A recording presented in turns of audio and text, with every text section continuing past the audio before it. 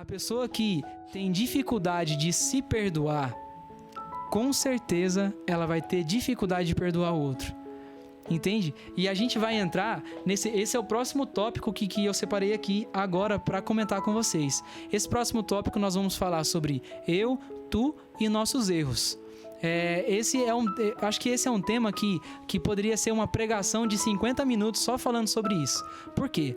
Porque entra na questão de falar sobre si mesmo, de falar do outro e falar do relacionamento que nós estabelecemos nessa relação, né? Então, a pessoa que tem dificuldade de se perdoar é aquela pessoa que guarda muitos ressentimentos, que guarda muitos traumas, muitos sofrimentos.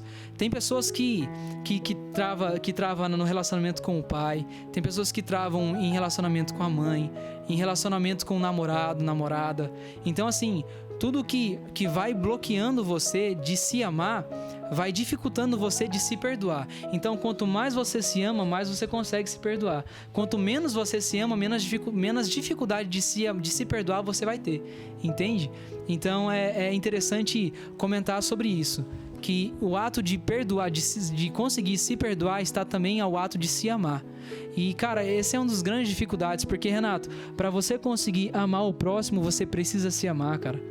E uma das grandes dificuldades é que a nossa sociedade, ela exterioriza muitas coisas. Por exemplo, relacionamentos. Eu tenho que viver para o outro. Claro que não, você tem que viver para si mesmo. Eu tenho que amar o outro. Não, eu tenho que me amar primeiro para eu conseguir amar o outro. E da mesma forma é com o perdão. Para eu conseguir liberar o perdão para o outro, eu preciso de saber me perdoar. E assim, eu falo por mim mesmo, Renato, que uma das grandes dificuldades que eu tenho de perdoar é tudo aquilo que está atrelado ao sentimento de culpa.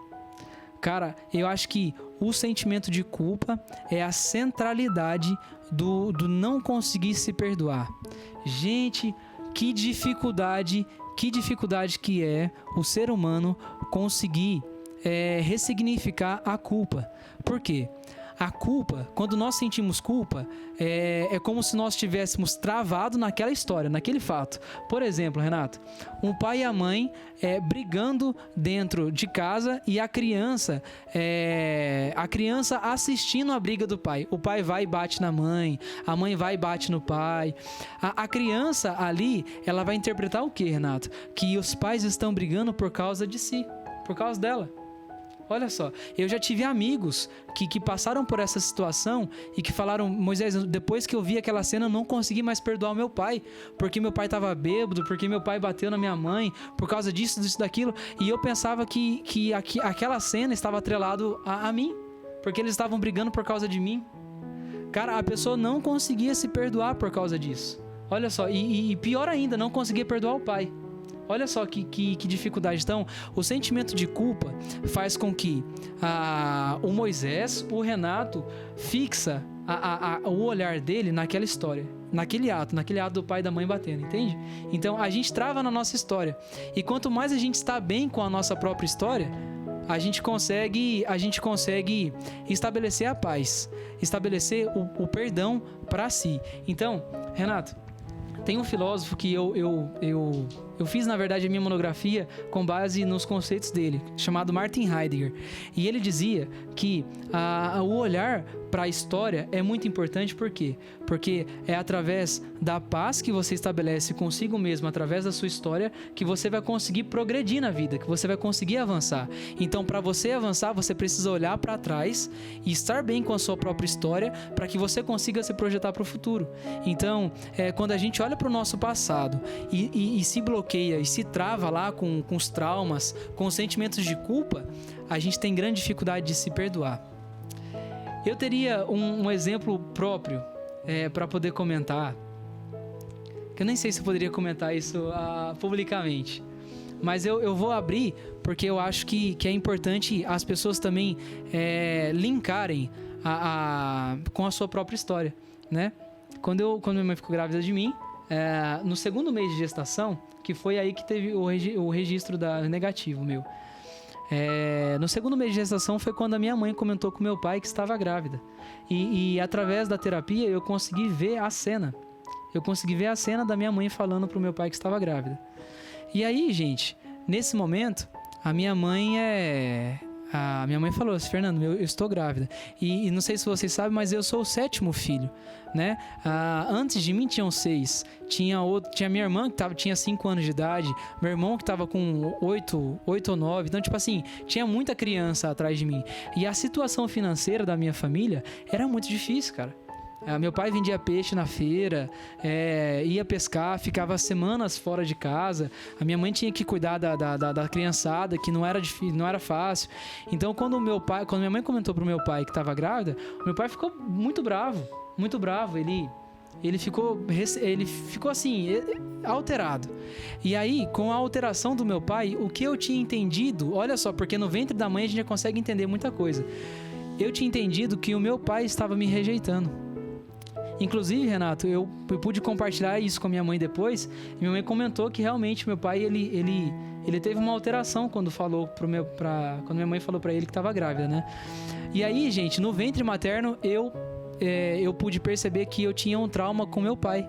Eu tinha um bloqueio com meu pai. Inclusive, minha mãe depois contou até que quando meu pai vinha me pegar, tirar eu do colo da minha mãe para poder ficar um pouquinho comigo no colo, eu fechava, eu virava assim, ó. Eu virava e não queria ir com meu pai. Tudo justamente por isso, porque eu bloqueei nisso. Eu tinha entendido no ventre materno que o meu pai estava me rejeitando. E aí, por ter esse sentimento, gente, foi muito forte. Perdurou durante 25 anos da minha vida. E aí, na adolescência principalmente, eu tinha grande dificuldade de estabelecer relação com meu pai, porque a gente brigava muito. Enfim, era muito difícil de até me sentir amado pelo meu pai. Até porque na adolescência a gente tem uma visão de pai como aquele pai do nosso amigo, não o nosso pai. Né? O nosso pai tem uma forma própria de nos amar, né? Então que às vezes diferencia do modo como eu quero me sentir amado. Então eu queria sentir com que meu pai fosse igual ao pai do vizinho, do meu amigo, mas não aceitava o meu pai da forma como ele era. Então esse registro, gente, perdurou por longos anos na minha vida. E eu fui entender isso adulto já quando eu fiz a terapia da ADI. E aí eu pude ressignificar essa história. Então, se no ventre materno, e a terapia me ajudou justamente nisso, a ressignificar. Se naquele momento do segundo mês de gestação da minha mãe, eu tinha percebido que o meu pai tinha me rejeitado, a terapeuta me ajudou a ver de maneira diferente, porque ela falou assim: Moisés, olha para o contexto social da sua família, olha como a sua família tá. E aí eu fui começando a perceber que realmente a dificuldade financeira era grande, tinha muita gente, a dificuldade para colocar o pão dentro de casa era difícil. Então assim, o meu pai olhou tudo para isso. E aí eu pude perceber que existia um cuidado do meu pai aí. Porque o que ele pensou, o que eu penso que ele pensou na verdade naquele momento? Poxa, como que eu vou criar essa criança? Olha só, cara. Eu sei como é que é, porque eu também fiz o ADI, eu sei como é que é. Eu não tive essas experiências, né, assim, nesse ponto. Mas eu falo muito isso quando a Renata fala: não, mas eu não sei como é que você consegue ser assim, tal, porque eu consigo, realmente, eu acho que eu aprendi isso com meu pai, entendeu? Vendo ele, eu vi muitas pessoas pisando nele e ele simplesmente tratava do mesmo jeito, sempre foi assim, e eu não vejo o porquê. O que me ajuda, sabe? Sim. O que me ajuda a também ter esse tipo de posicionamento com relação à situação é saber que aquela pessoa ela errou, mas eu também erro, entendeu? Isso aí me ajuda. Fala assim: e se eu desistir dela, eu desisto de mim também, entendeu? Porque igual você falou, se você desistisse do seu pai, você desiste de você também, porque você está em constante mudança. Eu iria matar o meu pai dentro de mim. Exatamente. E você de repente, quando você quisesse um dia tal, você ia ter um bloqueio e tal. Então eu acho que se você pensa: não, aquela pessoa fez isso comigo, mas peraí, vamos ver, igual você falou, vamos olhar o que a ADI fala, né? Peraí, o distanciamento, e vamos olhar, né? Eu tive um registro lá que minha mãe tinha esquecido o dinheiro, né? Meu pai tinha uma loja, enfim. Mas aí eu vi meu pai balançando a cabeça pra minha mãe, né? E minha mãe virou e falou: o que você registrou? Eu registrei que meu pai achou minha mãe era burra. Olha só. Entendeu? Aí aquilo ali também fala assim: não, peraí. Aí foi Então, ver o contexto. Minha mãe é burra, eu sou também burrinho. Sou burro. Eu sou Olha só, burrinho. cara, que louco. E eu tinha muita dificuldade de fazer trabalhos. estudos depois? Demais. Aí depois eu tava até Olha só, estudando. gente, olha só. Tava até estudando Cara, que TTI. bom que você comentou isso. Eu tava estudando TTI na época, que era o curso de corretagem.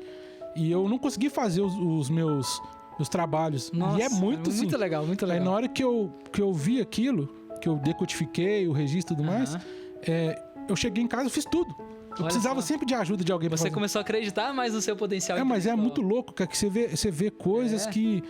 E aí te mostra situações que você era inteligente, que você resolveu. Sim, sim. O ADI é bom por causa disso. Você te mostra e fala assim, não, você não é burro, olha aqui. A situação. E sua mãe não era burra porque ela colocou dinheiro lá e não lembrava onde. Porque quando minha mãe tava guardando o dinheiro, na cena que eu vi, meu pai chamou ela. Era uma loja, meu pai tinha uma loja. E meu pai chamou minha mãe pra ir embora. Daí o psicólogo falou comigo assim, olha aí, o Freud explica, quando você tá calçando a meia, você só pensa na meia. Né? Então meu pai, de certa forma, tirou a atenção dela, então ela esqueceu, não é que ela é burra. Aí eu tive que ter esse afastamento, olhar o contexto, e da mesma forma eu faço isso. Falo assim, não, se aquela pessoa fez isso comigo, peraí, por quê? Foi igual você fez. Olha meu pai, por que ele fez isso comigo? Por que aquela pessoa fez isso? Quais são os traumas que ela tem? Possivelmente ela precisa do seu perdão até para encontrar paz também. Sim, né? exatamente. Então acho que é isso. E essa é a importância do perdão, encontrar a paz dentro de si, né? Renato, foi muito bom você comentar sobre isso. Por quê? Porque quantas crianças, Renato, quantas crianças na escola ouve da professora que ela é burra, até mesmo dos coleguinhas, uma pessoa que tem dificuldade, por exemplo, com matemática, né, ou português, que são duas matérias principais ali, né? E que às vezes um tem mais dificuldade com outro ou outra matéria, né? Então, quantas pessoas que escutaram na infância que era burra e que alimentou isso ao longo da vida toda, que ela era burra, sendo que ela tinha uma capacidade intelectual incrível dentro de si, só que acreditava, ficou com o registro ali de que a pessoa era burra, né? Então, ressignificar. Gente, conseguir olhar para nossa história, perceber aquilo que marcou negativamente a gente é muito importante. Por quê? Porque é isso que vai fazer com que a gente se sinta mais livre. E quanto mais livre, mais asa você vai ter para voar. Essa é a ideia. Quanto mais livre você fica de bloqueios, de traumas, de ressentimentos, mais asa você vai bater, mais longe você vai. Entende? Então, olha só que profundo isso. Eu vou até repetir de novo. Quanto mais você se desbloqueia dos registros negativos, dos traumas, dos sofrimentos, mais longe você vai, mais progresso você vai ter na sua vida, entende? Então, é para isso que Deus fez a gente. Tem uma palavra que diz no Evangelho de São Lucas que Jesus veio para dar vida e vida em abundância, e essa é a vida em abundância que Deus quer oferecer para nós, entende? Então, se perdoa o outro. Eu acho que dentro desse relacionamento, que eu acho que é importante a gente também comentar isso, Renato, dentro do nosso relacionamento entre eu e tu, existe tanta coisa boa quanto coisa negativa. O que vai fazer a diferença, gente, sempre vai ser o modo como a gente olha para essa nossa relação. Se for positivo, cara, show de bola, que nem essa menina da Uber mesmo. A gente conversou super bem e tal, super positiva essa relação que eu estabeleci com ela. Mas à medida que, por exemplo, ela faz alguma coisa negativa para comigo, vai depender do modo como eu enxergar isso. Sabe, Renato? Se você faz o mal para mim, Renato, eu preciso entender aquilo que é meu e aquilo que é seu. E essa interpretação é muito importante a gente fazer, gente. Por quê? Porque quando eu estabeleço, Renato, quando eu tenho plena compreensão de que aquilo que eu fiz foi um bem, mas o que o Renato fez daquilo que eu fiz para ele foi um mal, então eu consigo estabelecer, opa, o que eu fiz foi bem. Se o Renato fez alguma coisa ruim com isso que eu fiz para ele, a culpa é dele, não é minha. Porque às vezes a gente traz para si, olha, presta bem atenção, a gente traz para si o lixo que existe no outro.